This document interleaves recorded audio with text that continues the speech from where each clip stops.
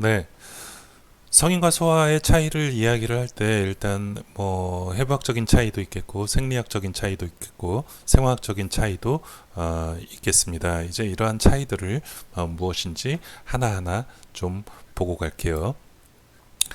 소아의 체표 면적, 우리가 체표 면적이라고 할 때 가장 익숙하게 우리가 받아들일 수 있는 게 이제 화상의 범위를 산정을 할 때 쓰는 룰 오브 나인입니다. 룰 오브 나인에서 이제 팔다리 각각 이제 9, 18, 그 다음에 몸통 18, 다리 18, 그 다음에 안면부, 두경부, 안면부 9%, 이제 룰 오브 나인인데요.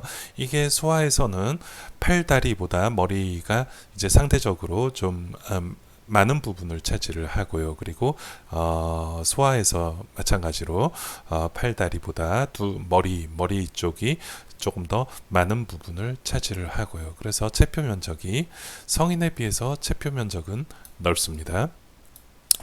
그리고 이 체표 면적이 넓다라고 하는 건 장점과 단점이 있는데요. 피부를 통한 체온 소실이 많기 때문에 저체온에 잘 빠집니다. 물론 체표 면적이 넓은 것뿐만이 아니라 피하 지방이 성인에 비해서 부족합니다. 그렇기 때문에 체온 손실이 성인보다 훨씬 더 빠릅니다. 그렇기 때문에 영유아나 아기들 같은 경우에는 옷을 잘 따뜻하게 보온을 잘 시켜주고 모포로 감싼다든지, 그리고 머리에 모자를 씌우는 것, 이런 것들이 되게 중요합니다. 출산 직후에는 양수에 젖어 있기 때문에 저체온에서 배웠지요. 젖어 있을 때는 체온 소실이 더 빨리 진행이 됩니다. 그래서 물기를 닦아주는 것이 필요하고요. 그래서 모자와 모포 등을 사용하게 되어 있습니다. 해부학적인 차이 중에 머리에 숨골이라고 그러죠. 대천문하고 소천문이 있는데요.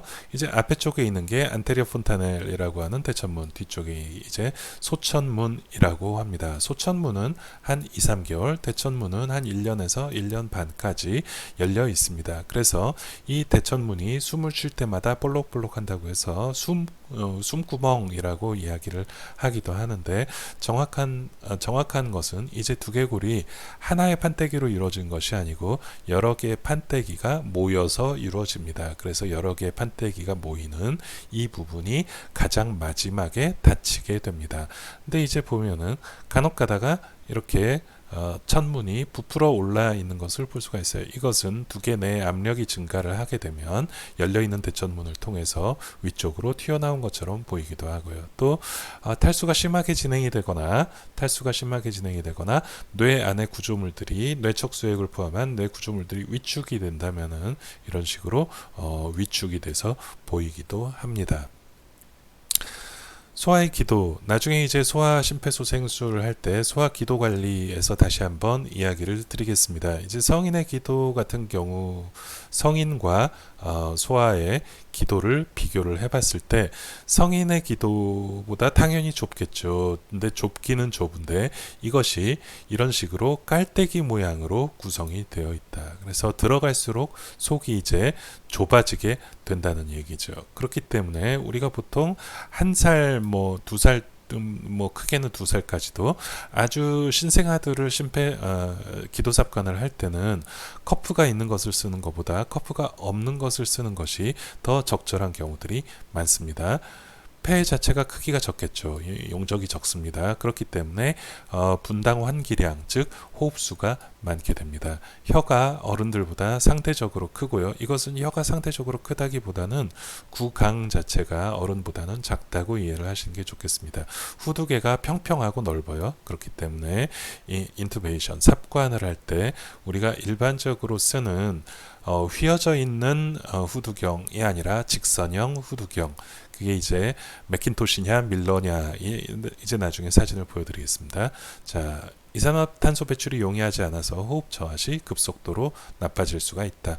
어른들에 비해서 어떤 리저버가 적기 때문에 나빠지는 속도가 훨씬 빠를 수 있겠습니다. 자, 주요 장기들의 기능과 구조적인 차이가 있는데요. 하나씩 좀 보겠습니다. 혈관이 탄성이 낮아서, 그래서 혈압이 상대적으로 낮습니다. 그래서 혈압이 상대적으로 낮다라는 거는 여러 가지 의미를 가지고 있습니다. 성인으로 진행을 하면서 혈압이 조금씩 높아지게 되겠고요. 또 이 혈압이 상대적으로 낮기 때문에 보다 적절한 혈액순환을 위해서 심장이 조금 더 맥박수가 빠릅니다. 그래서 심장의 어떤 수축력보다는 심장의 박동수가 심장 박출량의 주요 조절인자가 되겠습니다. 복강 내에 복막이 발달하지 않아서 복막염 시에 빠른 증상 악화가 가능합니다. 또 간과 비장이 상대적으로 커서 손상의 가능성이 높습니다. 이거 역시 마찬가지로 간과 비장이 상대적으로 크다기보다 다른 복강 내 장기들이 상대적으로 덜 커서 상대적으로 커 보인다, 이렇게 이해를 하시면 되겠어요. 신장의 기능이 상대적으로 부족합니다. 그래서 전해질 재흡수가 원활하게 이루어지지 못합니다. 그래서 산대사 염기에 어른들보다 부족한 면을 가지고 있습니다. 뼈가 약하고, 약하다라는 표현보다는 좀 물렁하다고 해야 되겠죠. 근육과인대가 유연합니다. 염좌의 가능성은 낮지만 탈골이나 외상으로부터 보호하는 기능은 상대적으로 떨어지게 되겠습니다. 체내 수분 함량이 어른들과 달라요. 우리가 보통 정상 성인에서 수분 함량은 정상 성인에서 한 60%, 여성보다 이제 남성이 더 수분 함량이 높은 것으로 되어 있고요. 차일드에서는 한 65%, 인판트에서는 한 70%, 신생아에서는 한 80%까지도 체내에 수분 함량이 있다라고 이해를 하시면 되겠습니다. 이것은 아직은 근육이라든지 조직이라든지 이런 것들이 충분히 발달하지 않아서 상대적으로 수분 함량이 높은 것이고요. 커가면서 근육이라든지 인대라든지 뼈라든지 이러한 구조물들이 더 부피 성장을 하고 양적인 성장을 하고 길이 성장을 하게 되면서 상대적으로 수분 함량은 시간이 지나면서 줄어들게 되겠습니다. 그래서 특히 이제 ICF하고 ECF하고 두 개가 이제 합쳐져서 토탈 바디 워터라고 우리가 이해를 하는데요. 이 각각의 함량이 보통 ICF라고 하면 세포 내에 있는 액체이기 때문에 세포 안을 이루고 있는 세포질이라든지 이제 이런 것들이죠. 근데 ICF는 네오네이트나 성인이나 그렇게 큰 차이를 보이지는 않고 있어요. 근데 ECF 같은 경우에는 신생아 같은 경우 거의 뭐 30에서 40%를 차지를 하지만 청소년을 지나서 성인이 되면은 이제 20% 밑에 쪽까지 떨어지게 됩니다. 즉